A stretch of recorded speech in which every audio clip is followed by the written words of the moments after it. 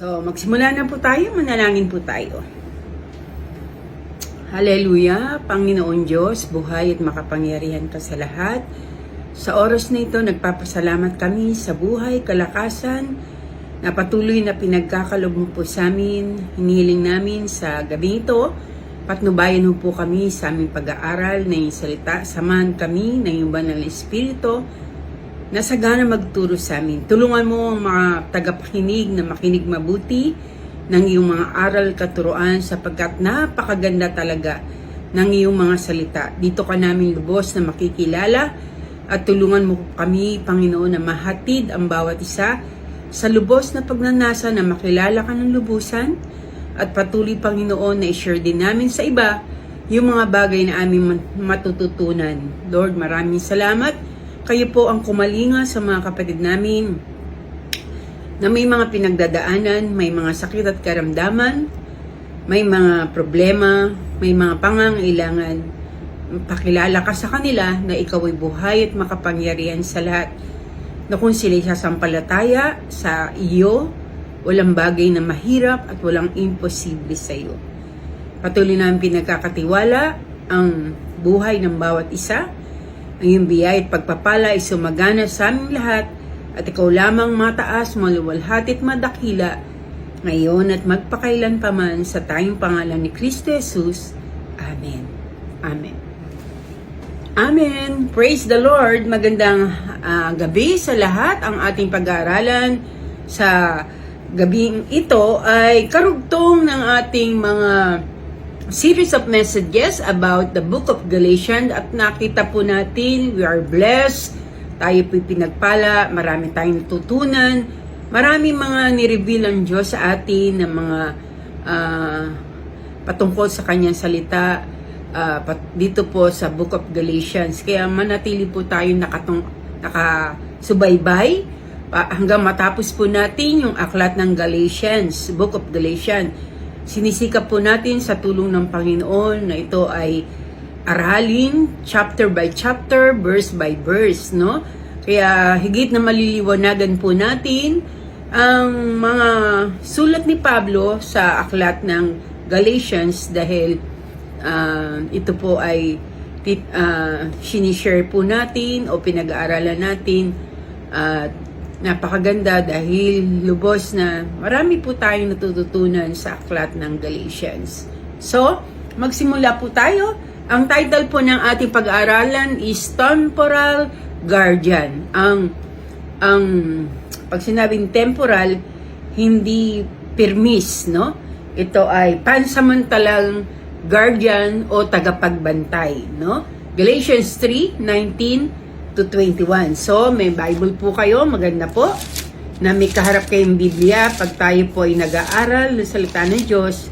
Dahil dito po ninyo malaman na lahat ng mga bagay na ating mga sinasabi ay nasa kasulatan po ng ating Panginoon. So, sinimulan po ni Apostol Pablo ang Book of Galatians sa Galatians 3 na pag-aralan natin to noong mga nakaraang mga Miyerkules na sa isang matigas na pananalita na ang sabi niya sa kanyang salita, sa kanyang sulat dito sa Galatians 3 verse chapter 3 lalo na sa verse 1, sabi po doon ay you foolish Galatians. Parang ito po ay may kahalong emosyon si Pablo nang sabihin niya ito, kayong mga hangal na taga-Galatia, kayong mga mangmang, you foolish Galatian, no?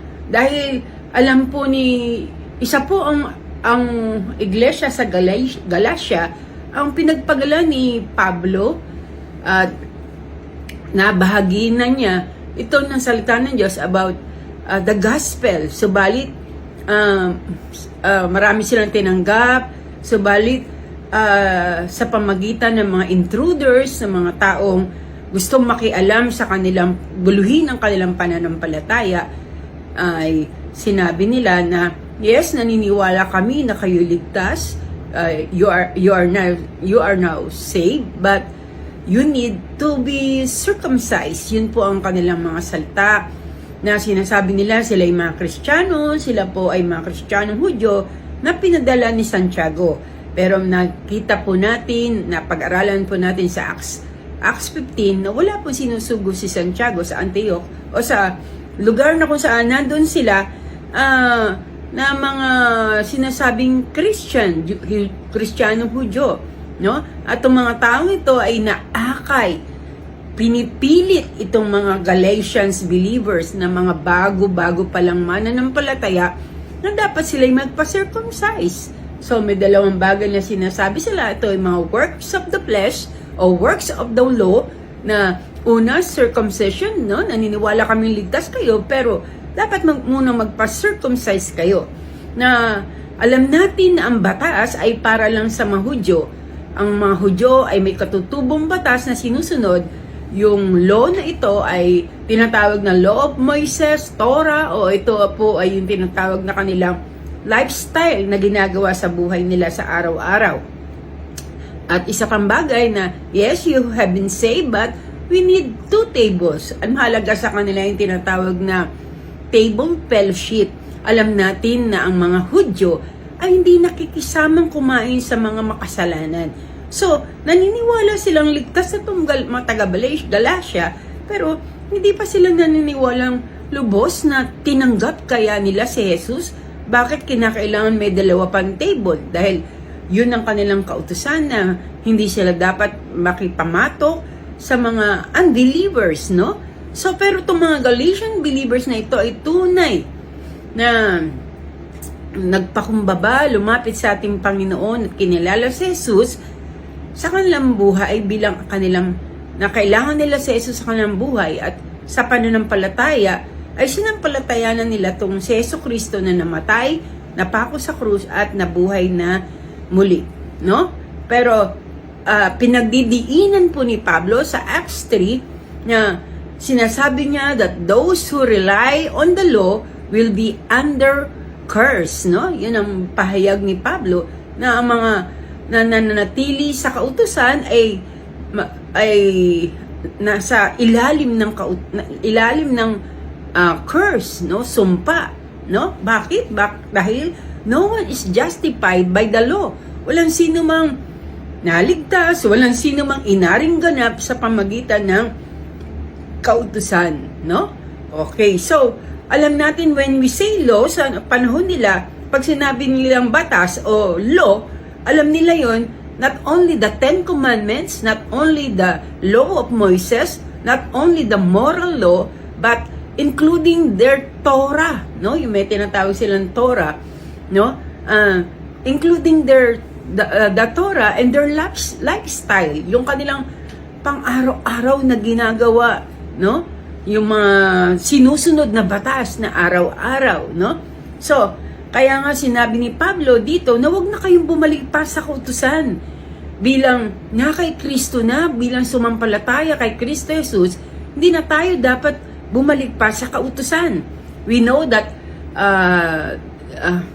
the Jews, ang mga Hudyo ay merong 613 laws, 613 batas, no? Na sinusunod, na sinasabi po sa kasulatan, sa salita ng Diyos, if you disobey one, you still a lawbreaker, no? Yun po ang kanilang isa sa batas nila, na kung labagin nila ang isa, ay nananatili pa rin silang lawbreaker, no? So, napag-aralan din po yun natin last Wednesday, na kung 10 ang law at nagawa mo lang ay isa, ang score mo ay 0 pa rin, no? Hindi kagaya ng right minus wrong na test o examination sa klase, dahil pagka isa lang ang mali mo, hindi 9 na makukuha mo, kundi 8, kasi right hindi pala ganun, right minus wrong, no? So mas matindi yun, dahil kung isa lang ang masunod mo, ikaw ay wala pa ring score, no? So, sabi po ni Pablo, no one, walang sino man nakasunod sa law, sa batas. You cannot fulfill the law and no one fulfill it. Walang sino man nakasunod. Alam na alam ni Pablo yan, no? Sabi, you will end up in in frustration. Mapro-frustrate lang tayo. Kasi alam niya ni Pablo yan, dahil siya po ay ano rin po, Hudyo. Siya rin po ay isang Pariseo dati, no? He was a Pharisee. Alam niya na walang sino man ang kasunod sa kautusan, maging siya, kahit mahigpit siya, sa pagsunod na kautusan, hindi pa rin niya talaga nasunod ang lahat. So, kung hindi masunod ito ng Hudyo, dahil ang kautusan ay binigay sa mga Hudyo kung walang nakasunod, no? At ito ay hindi makakapagligtas sa kanila. Hindi sila ariing ganap sa pagsunod sa kautusan. So, what is the purpose of the law? Ano ba talagang dahilan? Bakit nagkaroon ng batas o ng mga law, no? Na tinatawag. So, kung hindi ito nakapagliligtas sa mga Israelita, anong purpose ng law?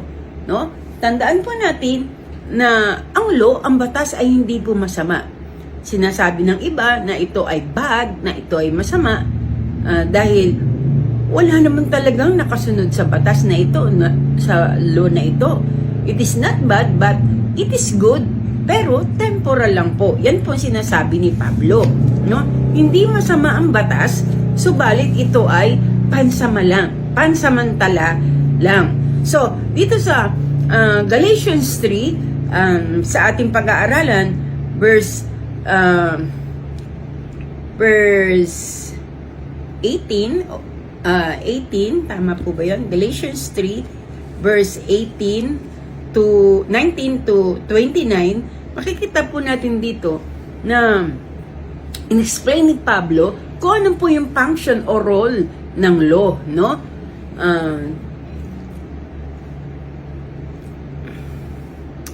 Nung panahon na iyon ay kaharap niya ang mga Hudyo, at hindi lang mga Hudyo, kundi kasama din ang mga Hentil na naroon, na sinabi niya hindi masama ang law, but ito ay pansamantala lang.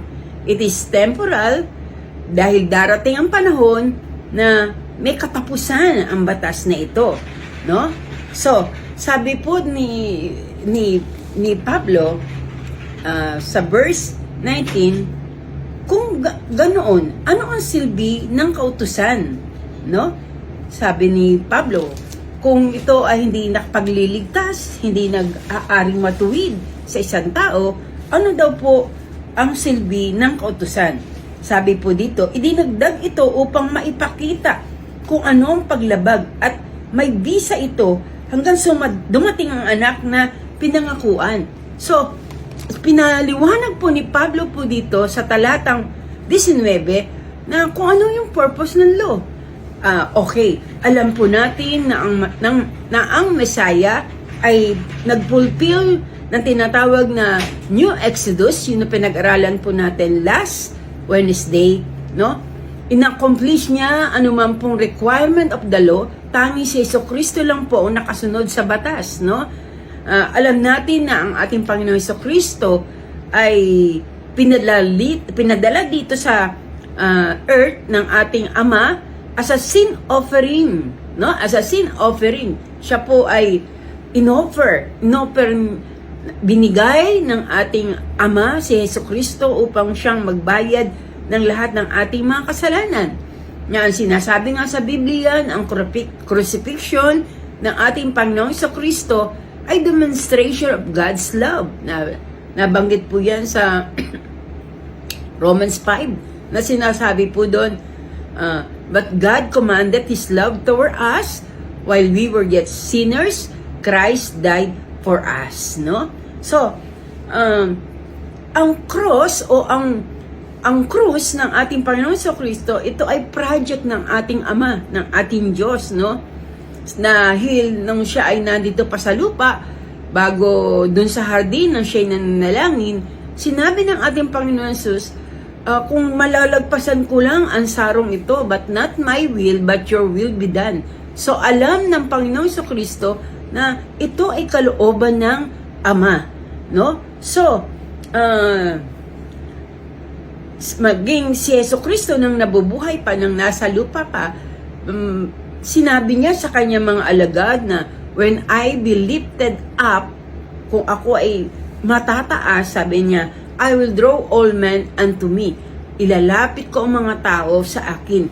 Nang tinutukoy dito na hindi naintindihan ng mga alagad, na tinutukoy dito ng ating Panginoon sa Kristo ang kanyang pagkapako sa krus. This was the new Exodus, na dahil kay Kristo Jesus, nagkaroon tayo ng kapatawaran sa ating mga kasalanan. Tayo inaring ganap, tayo ay inaring matuwid. Hindi po batas, hindi yung pagsunod sa mga batas ang naging matuwid sa atin, kundi nagpatuwid sa atin, kundi ang ating pananampalataya lang sa ating Panginoon Hesukristo. And this is the new Exodus.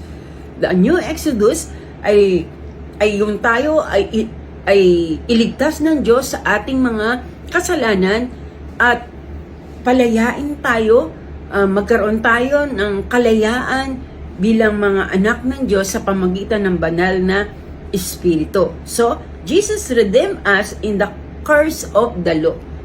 Tayo ay iniligtas ng ating Panginoon Kristo mula sa sumpa ng kasalanan. Dahil ang sino mang sumusunod, ang sino mang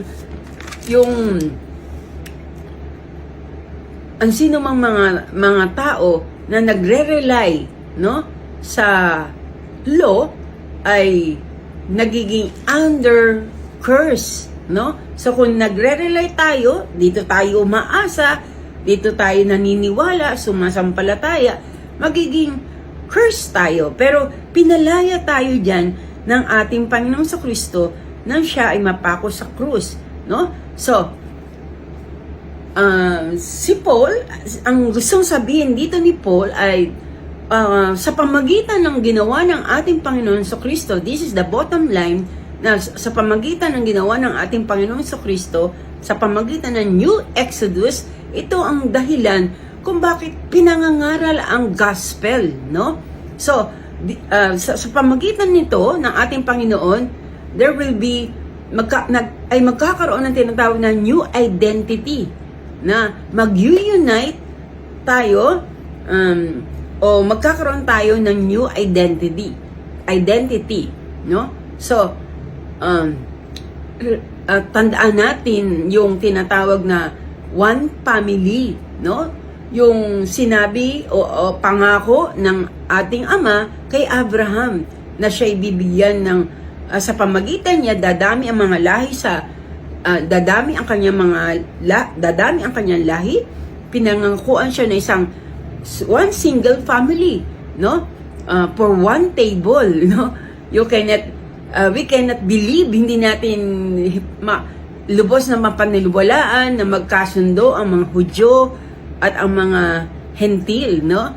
Pero pinakita yan sa Book of Philippians na may senyales na ang Messiah, ang new creation, no? The new creation na ay dumating, no? Ay dumating dahil sa pangako ng Diyos kay Abraham na magkaroon ng one single family and inheritance. Napag-aralan na natin yan na nasumpungan sa Genesis 15, no? So, sabi nga diyan sa verse 19, so then why was the law was given? Balik ulit tayo dito. Makikita, binigyan ko lang ng punto kung ano yung mangyayari pagka ang law ay na-lift na, no? So, then, why was the law was given? So, ang Hudyo, alam natin, kilala natin sila na laging pinagmamayabang nila na sila lang may batas, no? Sa kanila lang ibinigay ng Diyos, hindi natawag na batas na ito. Sila lang ang may law, no? Pero, hindi sila naging ganap sa pamagitan ng mga batas na ito. So, what is the purpose of the law? Ito po ba ay napo-consider na sabihin natin na nakapagbibigay lang to ng waste of time? Kaya nga sinabi ng iba na ito ay hindi maganda, ito ay bad. Kasi para lang po ba silang nag-aaksaya ng oras na kung may 10 utos at hindi nila magawa, nagawa nila ang 9 at isa ang hindi nila matupad, wala pa rin, hindi pa rin sila iaarging ganap, no? But, sinabi ni Paul, it was given alongside the promise, no? So, sabi dito, sa verse 19, basahin uli po natin, ha? Kung ganon, ano ang silbi ng kautusan? Dinagdag ito upang maipakita kung ano ang paglabag at may bisa ito hanggang sa dumating anak na pinangakuan. So, ibinigay ang batas, una sabi, idinagdag ito upang mapakita kung ano ang paglabag, no? To show people their sin. Ito ang purpose ng law, para mapakita sa mga tao ang kanilang mga kasalanan. Sa King James Version, sabi doon, to show of their transgression, para mapakita ang kanilang paglabag, no? Ang kanilang kasalanan, ang kanilang paglabag, di ba? So, alam natin na binigay ang law kay Moises, no? So, during that day, ng panahon na yon, na binigay ng Diyos ang law kay Moises, ito ay kasama dito na kinakailangan tuparin nila yung batas na ito na binigay ng Diyos, no? So, sabi nga ni Pablo na ito'y binigay upang ipakilala sa taong kanilang mga kasalanan. Okay, tama po ba yun, no? So, alam natin na totoo po yun, para maipakita sa taong kasalanan yung kanilang paglabag, no? Dahil kung walang hindi nila makikita yung ginagawa nilang nababiolate nila, no? Ngayon, kung may law, may batas, nakikita nila kung ano yung mga nababiolate nilang kasalanan, no? Halimbawa, sa church, may nakalagay doon, bawal umihi. Bakit nakalagay bawal umihi? Kasi may umiihi. O kaya, bawal magtapon ng basura.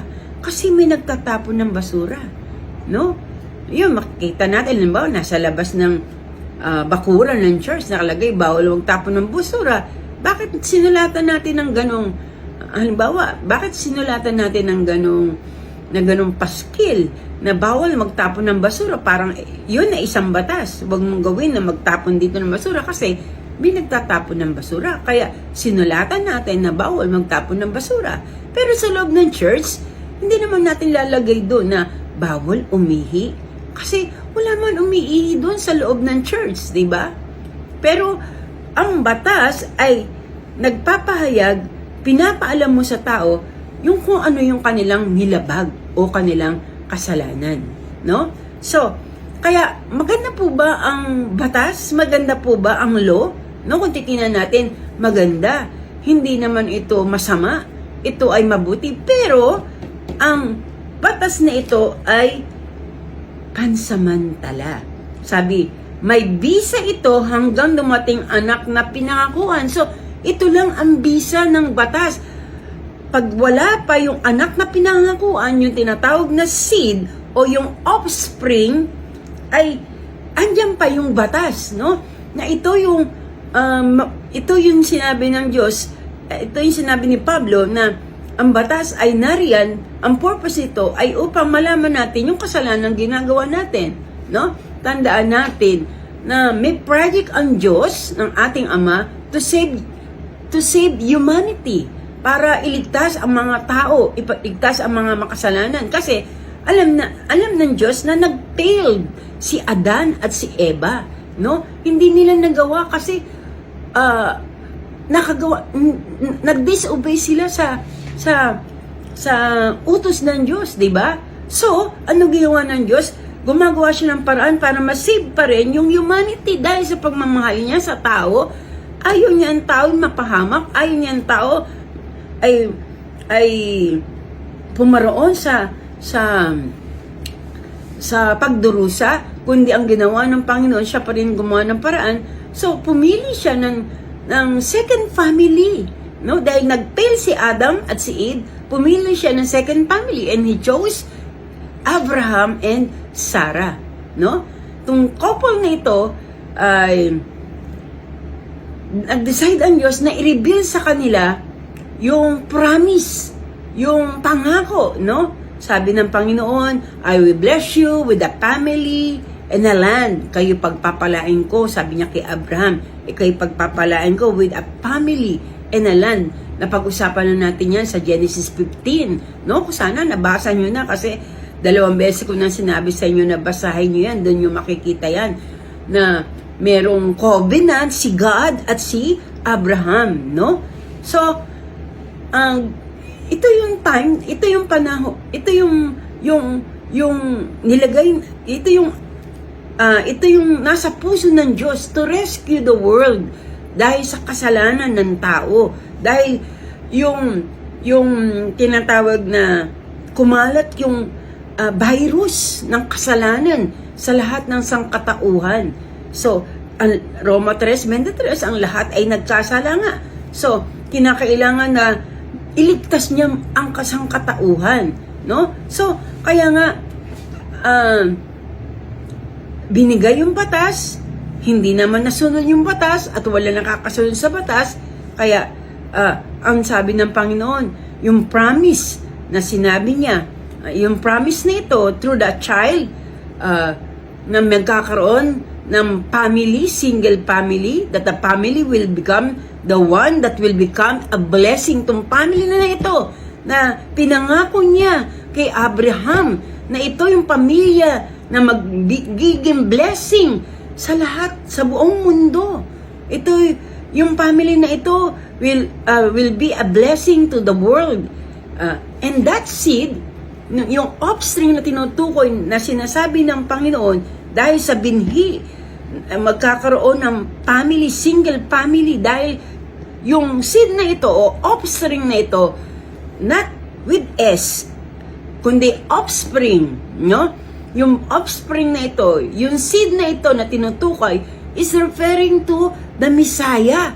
Walang iba kundi kay Kristo Jesus. And because of that, only Jesus, tanging si Jesus lang, siya lang dahil sa Panginoon sa Kristo, yung family na pinangako ng Diyos kay Abraham will become a blessing to the world. No? So, until the coming of the seed or the offspring or the Messiah. Kaya yung sinasabi dito, ito yung temporal, temporary lang yung kautusan. Sabi diyan, ito ay may visa. May visa ito hanggang sa dumating anak na pinangakuan. So, alam natin na yung pangakong ito na binigay ng Diyos kay Abraham, excuse me,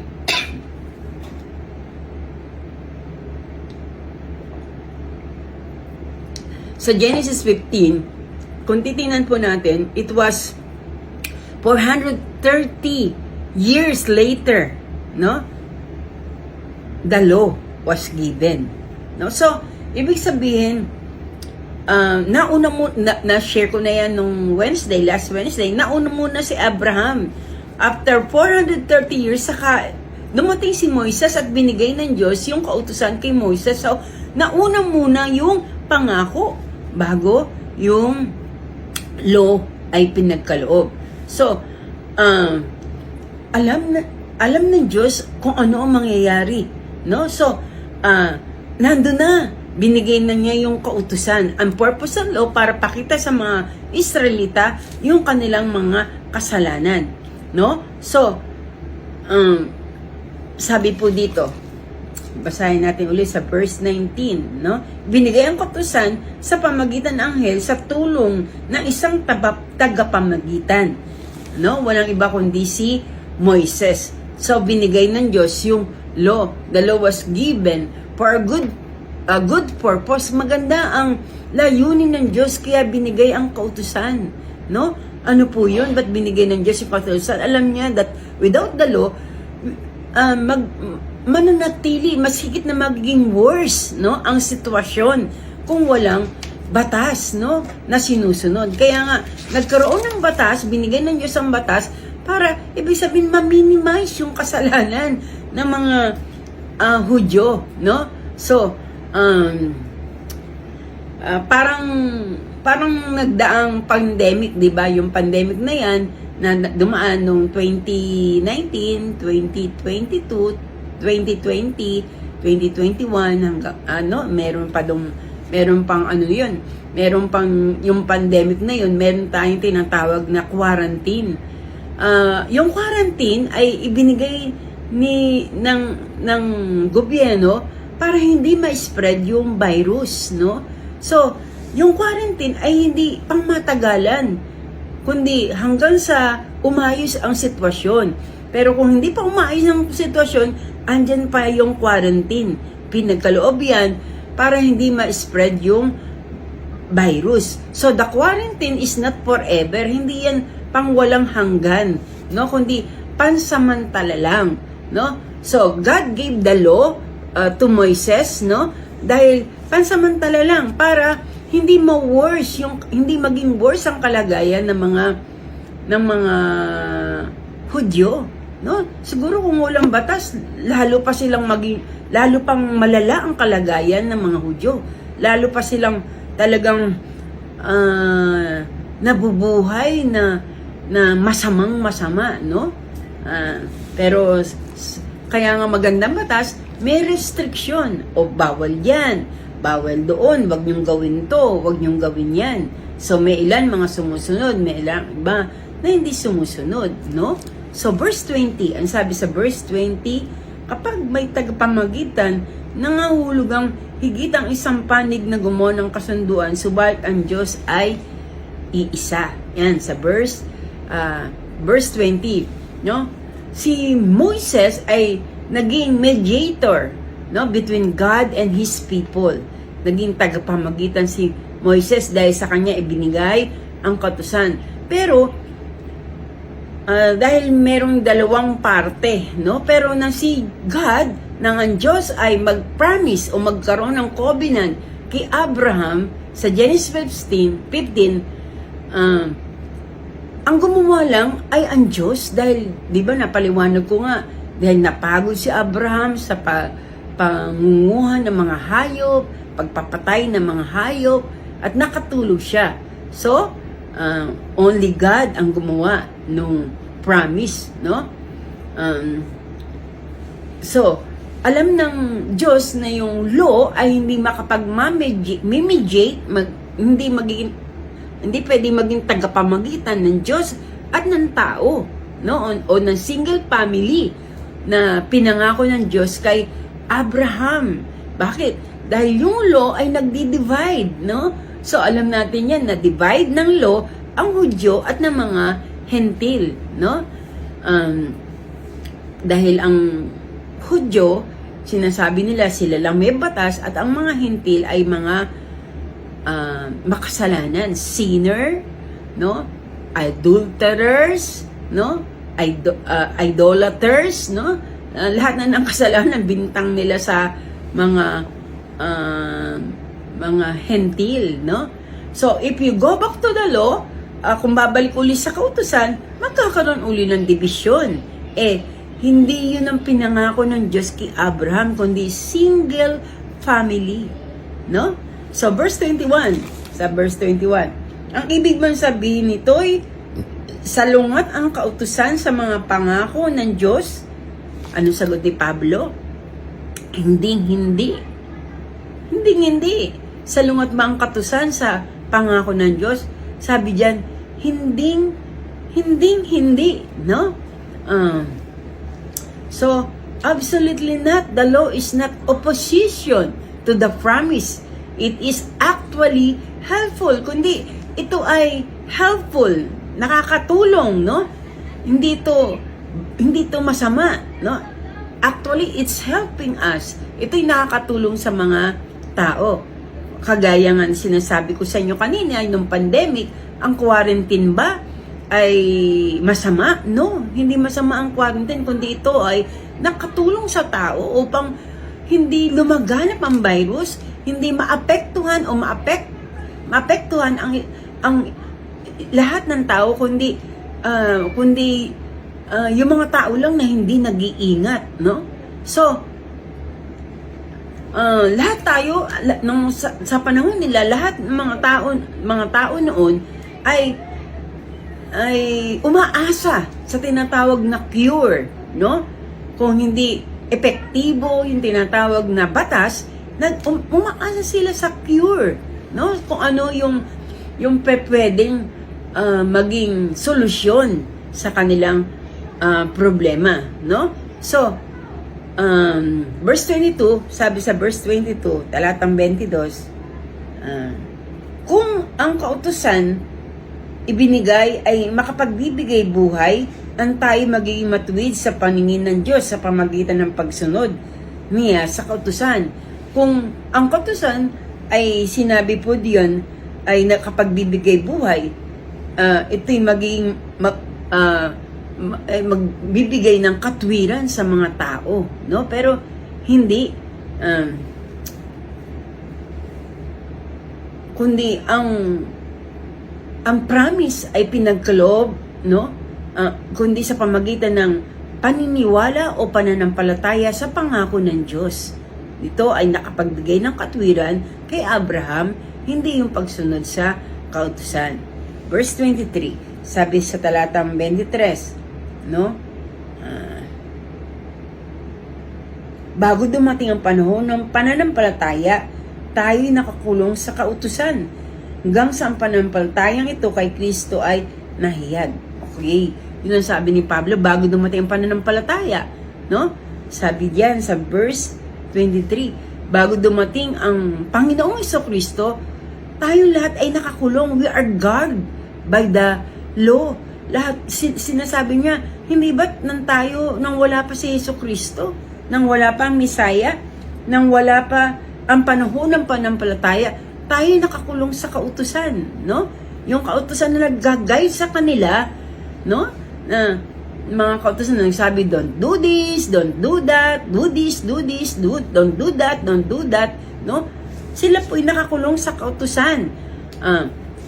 Yung kautusan na ito ang nag-guide sa kanila until the seed will come. Sabi yan, hanggang sa dumating ang seed, walang iba kundi ang ating Panginoong Jesucristo ay mahayag. Verse 24, kaya't ang kautusan ay naging taga-disiplina natin hanggang sa dumating si Jesucristo. So, ang sinabi po dito ni Pablo sa verse 24 na ang kautusan ang siyang naging taga-disiplina natin. Sabi ni Pablo, tayong mga Hudyo, dinisiplina tayo ng mga kautusan, kaya hindi masama ang kautusan. Dinisiplina tayo. Alam natin, pag sinabing guardian, ito, akala natin tutor, no? O kaya schoolmaster. Pero sa original, sa wikang Grego, ang ibig sabihin ng guardian dito ay paidagogos. Paidagogos. Na ibig sabihin ng paidagogos ay entrusted slave. Yung pinagkatiwalaang mature slave na to. Pinagkatiwalaang alipin, no? A mature one na inassign sa anak, para bang mas malapit sa babysitter, ganon, babysitter, no? Siya, yun tinatawag na yung paidagogos na ito yung guardian na tinutukoy sa Biblia, sa Greek.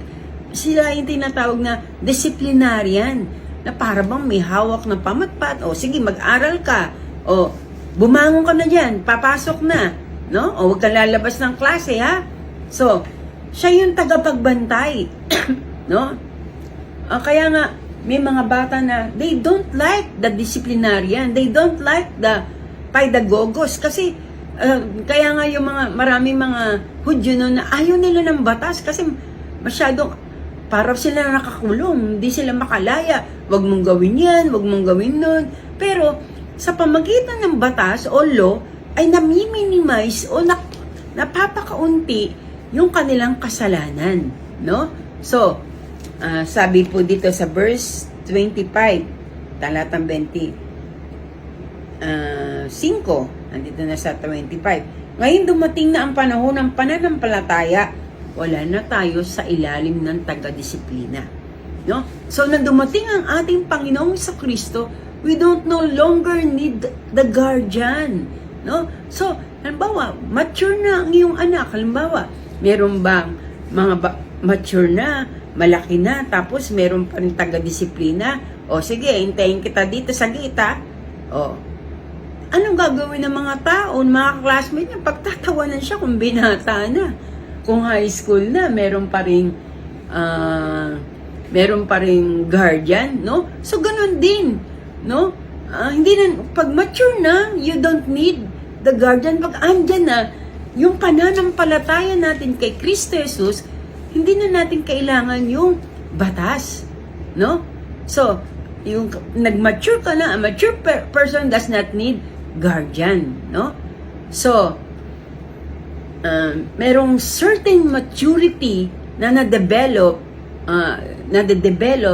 you know na, alam mo na kung ano yung tama at mali, no? So, in case of Israelite, when the mature Israelite has come, in the person of our Lord Jesus Christ, sa pamagitan ng ating Panginoon sa Kristo nang dumating siya, so, hindi na natin kailangan yung kautusan. Kasi, nandiyan na tayo sa pananampalataya. Nagkaroon na tayo ng new Exodus, no? Bago na tayo, no? Andiyan na ang ating Panginoon na ating sinasampalatayanan. So, ano ngayon na mag-guide sa atin kung wala na ang law? Dahil noon, ang batas o ang law ang nagsisilbing guide sa kanila o guardian para ma-minimize ang kanilang kasalanan. So, as new Exodus believers, ano na yung mag-guide sa atin? No? So, alam nyo kung ano? Sa ngayon, kasama na po tayo, pati po yung mga taga-Galatia ng mananampalataya dahil wala silang batas, no? At yung mga Hudyo na sinasabihan ni Pablo. Pero ngayon, it is now the Holy Spirit that replaces the law, no? But ang kautusan na, ang law ay pinalitan na ng banal na espiritu, no? Ngayon, sabi dito sa verse 26, dahil sa inyong pakipag-isa kay Kristo Jesus, o kay Kristo Jesus, kay lahat ay mga anak ng Diyos. Una, meron na tayong banal na espiritu. It is the Holy Spirit, no, that will lead us, no, and convict us. Ang banal na espiritu nagko-convict sa atin at nagli-lead sa atin para sa buong katotohanan. Nasa Bible yan. The Holy Spirit lead us into the whole truth, no? Ang banal na espiritu ang pumapatnubay sa atin. So, mas matindi ngayon dahil nandito na, nasa loob natin, nandito siya. Nandito ang banal na espiritu na araw-araw tinutulungan niya tayong lumakad na ayon sa katotohanan, ayon sa salita ng ating Panginoon, no? At ang sabi sa 26, dahil sa inyong pakikipag-isa kay Kristo Jesus, lahat ay mga anak ng Diyos sa pamagitan ng pananampalataya. So, sa pamagitan ng pananampalataya at hindi sa kautusan, tayo ay naging anak ng Diyos. For you are all children of God. So, ito po ang conclusion ni Pablo, dahil nakipag-isa na tayong lahat kay Kristo, wala ng Hudyo, wala ng Hentil, no? Wala ng first class family, wala ng second class family. All are son of God, all children of God, no? So, napakaganda, no? Wala nang two tables, dahil noon pinag-aawayan yan, dapat 2 table. Ito, table na ito para sa mga Hudyo, table na ito para sa mga Hentil. Dahil ang mga Hudyo nun ayaw makisama sa mga Hentil dahil alam nila na makasalanan mga Hentil. Naalala ko nung nanalangin tong isang publikano at yung maniningil ng buwis, no? Yung isang Hudyo at maniningil ng buwis, anong sabi niya? Nagpapasalamat ako dahil hindi ako kagaya nito. Dahil alam niya na mga maniningil ng buwis, alam niya na mga Hentil ay mga makasalanan. no? So, ngayon, ang banal na espiritu, meron tayong banal na espiritu, at pangalawa, tayo ay nakipag-isa kay Kristo, tayo na rin ay mga anak ng Diyos, no? Wala ng Hudyo, wala ng hentil, wala ng lalaki, wala ng babae, no? Kundi lahat ay anak ng Diyos. Verse 27, si Kristo mismo ang iyong isinuot na parang damit na kayo'y nabautismohan sa inyong pakipagkaisa, no? Sa Kanya, no? So, sabi diyan, si Kristo na, nakipag-isa na tayo kay Kristo. Yung Galatians 2:20, sabi ni Pablo, I am crucified with Christ. Nevertheless, I live, yet not I, but Christ liveth in me. So, Christ in me, Christ in us, no? At pinakita yan, yung pakikipag-isa kay Kristo sa pamagitan ng bautismo, yung bautismo sa tubig, no? So, we are one in Christ. Now, this is the new identity. Ito na yung bago nating identity. Sabi sa verse 28, sabi diyan, wala nang pagkakaiba ang Hudyo at ang Grego, ang alipin at ang mga laya, ang lalaki at ang babae, kayong lahat ay iisa na dahil sa inyong pakikipag-isa kay Kristo. So, wala nang Hudyo at hentil, wala nang laya at alipin, wala nang lalaki o babae, no? Kaya ang babae pwede na magturo, pwede nang mag-lead, no? Kasi sa New Exodus na tayo, no? Lahat tayo ay mga anak ng Diyos, no? So, wala na ditong discrimination. Is no longer Jews or Gentile, no? Wala na. Man or woman, slave or free, no? Kundi lahat ay mga anak ng Diyos. So, pinapatungkulan din dito ni Pablo yung tinatawag na Asian Rabbinic Prayer. Yung Asian Rabbinic Prayer, ito po yung panalangin na inuusal ng mga rabbi, ng mga lalaki, ng mga male Jew ng panahon nila. No, siguro si Pablo ay isa sa mga nag-uusal ng gaytong panalangin. Na ano yung content ng kanilang prayer? Ito ha, Blessed are you, O God, King of the universe, King of the universe, who has not made me a Gentile, who has not made me a slave and a woman, no? So, nireverse ni Paul yung prayer nila na pinagpe-pray nila araw-araw, yung Ancient Rabbinic Prayer, no? Na sinabi niya na wala ng Hudyo, wala ng hentil, wala ng lalaki, wala ng babae, wala ng slave or free, no? Kundi nireverse na ito ni Paul, 'di ba? Yun na nga yung sinabi ko kanina. Yun yung prayer ng lalaki na isang pariseo na nagpapasalamat ako sa iyo, Ama, dahil hindi ako kagaya nitong makasalanan na katabi ko. Pero yung isang Hudyo, hentil na naroon, yung isang tax collector, hindi man lang niya maitingin ang kanyang mga mata sa langit at sinabi niya, Diyos ko, ako po isang makasalanan. At ang sabi ng Diyos, kapwa lumabas yung dalawang yun sa templo. Pero sino ang inaring ganap? Walang iba kundi yung maniningil ng buwis na naghingi ng tawad sa kanya dahil siya isang makasalanan. No?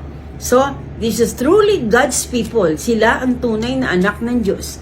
Sila na nanampalataya sa ating Panginoong Jesucristo. Verse 29, last verse. At kung kayo'y kay Kristo, kayo ngay mga anak ni Abraham na tagapagmana sa mga pangako. Salamat po sa Diyos. Sa oras na ito, tandaan po natin, meron na tayong bagong identity. Tayo po ay meron na tayong bagong identity at ang sabi diyan, kayo nga'y kay Kristo. Itong identity natin, I belong to Christ. At pangalawa, you are heir. Tayo ay tagapagmana ng anak, tagapagmana, the promise of God, kung ano yung pinangako ng Diyos kay Abraham, para sa atin din yun. No? So, salamat sa Diyos sa kanyang mga salita, sa kanyang katuruan, na hindi na natin kailangan na tayo'y magpasailalim pa sa mga tinatawag na batas ni Moises o yung tinatawag na mga batas na ito.